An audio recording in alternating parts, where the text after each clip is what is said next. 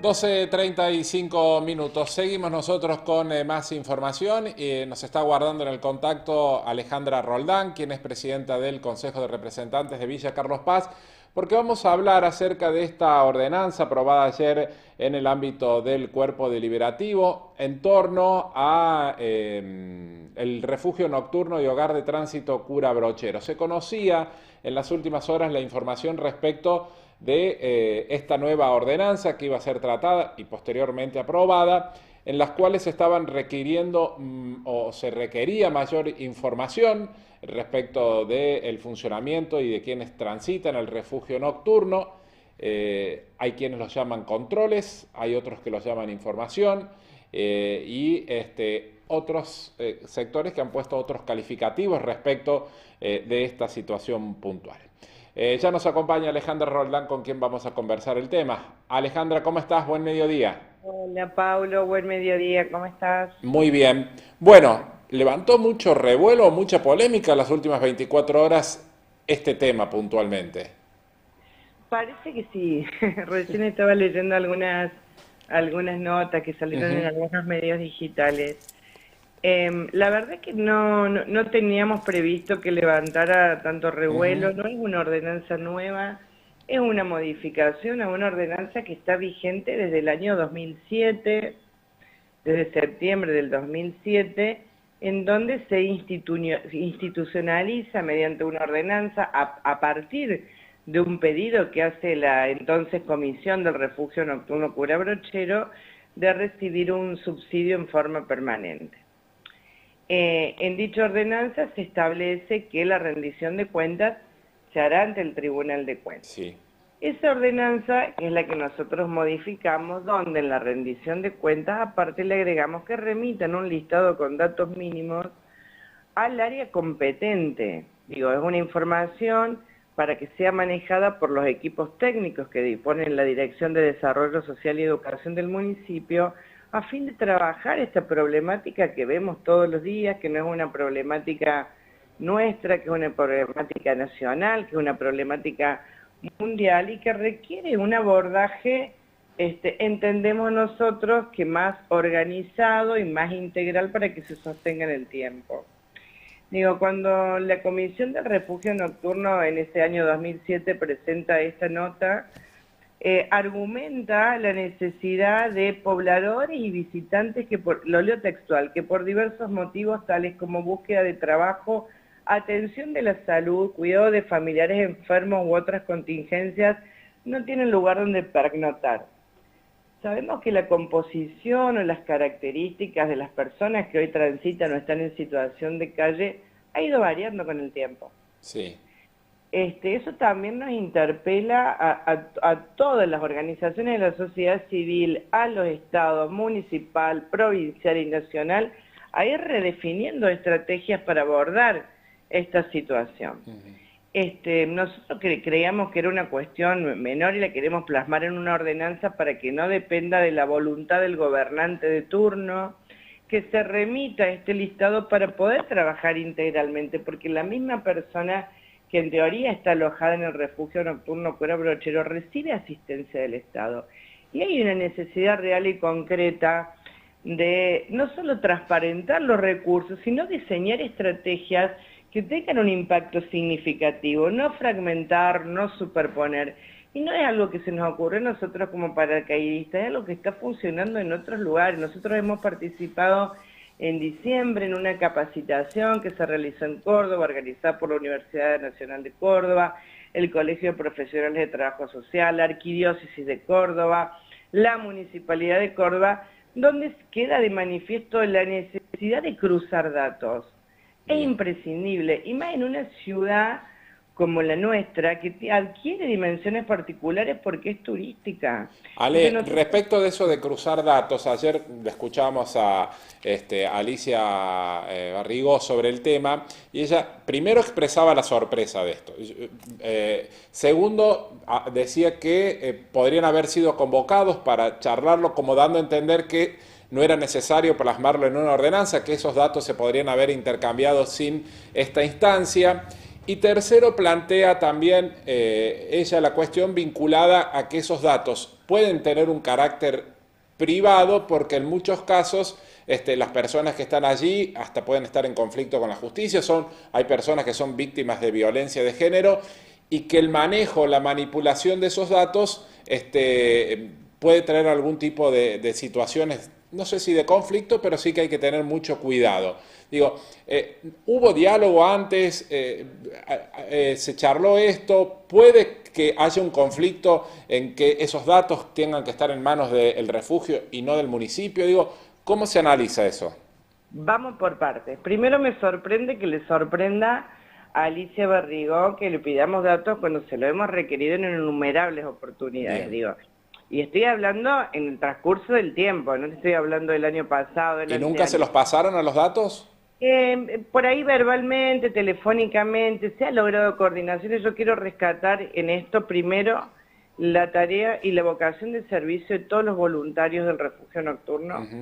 Que digo, hay que estar en la piel de los voluntarios. No es una tarea No, fácil para trabajar nada. con personas en situación de calle, trabajar en la nocturnidad, hacerlo ad honorem, habla de una postura absolutamente solidaria, altruista, con vocación de servicio, y eso lo voy a rescatar. Ahora, con Alicia hemos tenido charlas en muchísimas oportunidades en las que yo desempeñé distintos roles dentro de la gestión, y bueno, ella tiene un claro enfrentamiento a veces con la gestión municipal, con esta gestión, con el intendente Esteban Avilés, que parte desde su inclusión o de su participación como Consejo de Administración de la COPI. Pero bueno, sacando ese tema, por eso digo, me sorprende que le sorprenda. El año pasado el Consejo de Representantes realizó un pedido de informes al municipio para que le solicite la nómina de personas asistidas, entre otros ítems, y la parte de la nómina de personas asistidas no fue contestado. Los otros ítems sí, por supuesto. Y digo, esta no es una persecución con el refugio nocturno de ninguna manera, y nadie duda de la utilización de los fondos públicos en el pago del alquiler. Yo creo que las rendiciones que han presentado en el Tribunal de Cuentas han sido absolutamente transparentes. Me parece, lo hablo desde el desconocimiento, pero que nunca hubo alguna objeción en cuanto a la rendición de cuentas. Acá se trata lisa y llanamente de trabajar una política pública en relación a las personas en situación de calle. No son lo mismo, donde se pide nombre, DNI, domicilio, el motivo por el que viene a Carlos Paz. Te estamos hablando que más del 90% de las personas que están en situación de calle no son de Carlos Paz. Claro, alguien decía por allí, creo, no sé si ayer lo dijeron en el Consejo desde la oposición, piden domicilio cuando son personas en situación de calle, medio contrario a eso. No, no es contrario, porque cuando nosotros decimos domicilio, estamos a ver de dónde viene, esta persona viene de algún lado. No es lo mismo, por eso yo te decía, la esencia de la nota que da origen a esta ordenanza en el 2007 Sí. habla de personas que vienen a atender su salud, porque eran personas que venían al FURES, a cuidar familiares enfermos, por algunas contingencias como búsqueda de trabajo. Nosotros creemos que el perfil cambió, pero creemos porque no tenemos los datos de las personas que están alojadas en el refugio. Entonces, es distinto generar una política para personas que vienen a buscar trabajo, para que personas que vienen por alguna enfermedad, Sí. para atenderse en algún hospital de la región, porque antes venían personas, te pongo un caso, de la zona de Cruz del Eje, que venían al hospital Domingo Funes, entonces venía a acompañar a algún familiar que estaba internado y se quedaban pernotaban en el refugio nocturno. Indudablemente eso cambió, nosotros suponemos, pero digo suponemos e inferimos, porque no tenemos los datos, que hoy estamos hablando que la mayoría son varones, que la mayoría son adultos jóvenes, que la mayoría tiene problemáticas de consumo, pero lo suponemos e inferimos porque no tenemos los datos. Bien. Y es distinto trabajar con datos reales que con inferencias y suposiciones. Porque hay un equipo de trabajo que está trabajando y muy bien, y es para destacar, donde hay trabajadores sociales, donde hay psicólogos, donde hay operadores de calle, con las personas que están en situación de calle.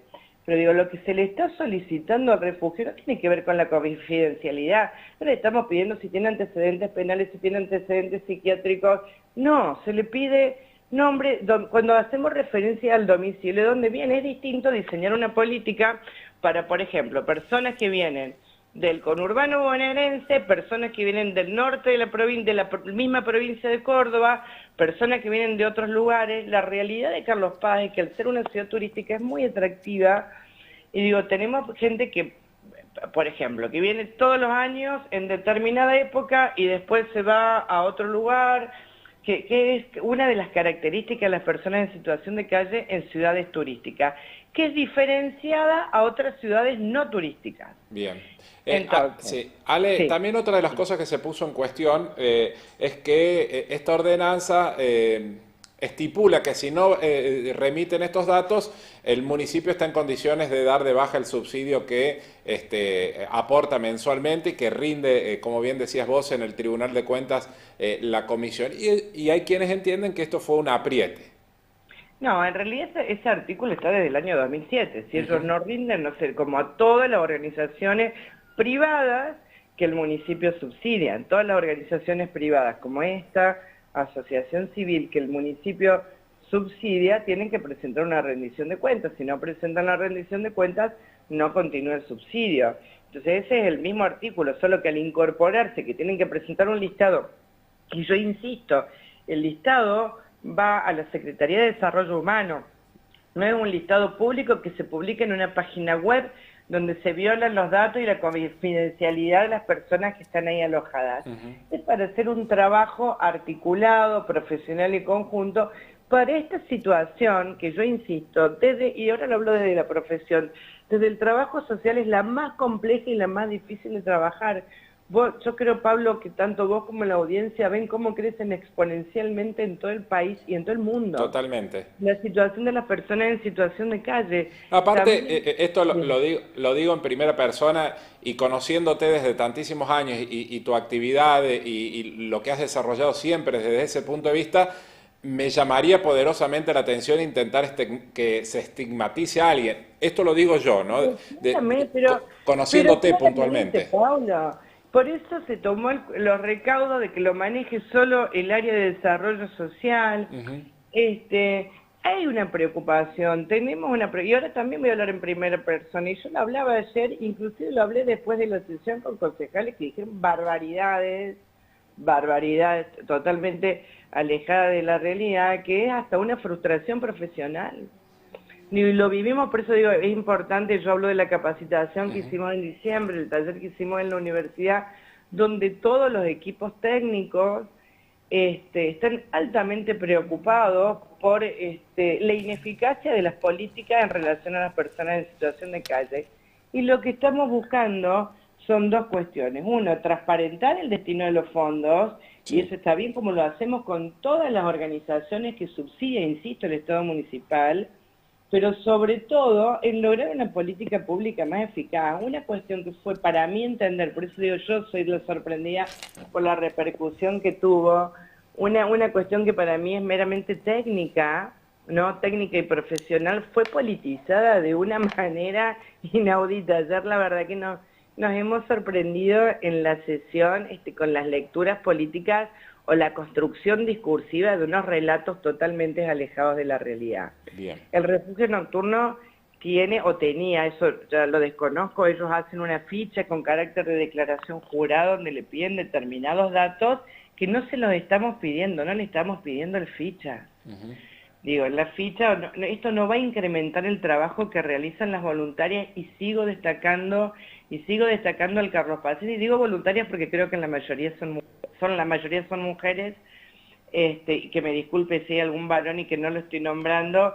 Destaco la tarea que hacen los voluntarios porque es muy complejo, es muy difícil, donan horas, donan tiempo, no es muy grato a veces, entonces digo, destaco eso. Esto se trata de transparentar la política pública y de trabajar en una política más integral. Nosotros tenemos una doble complejidad al ser una ciudad turística.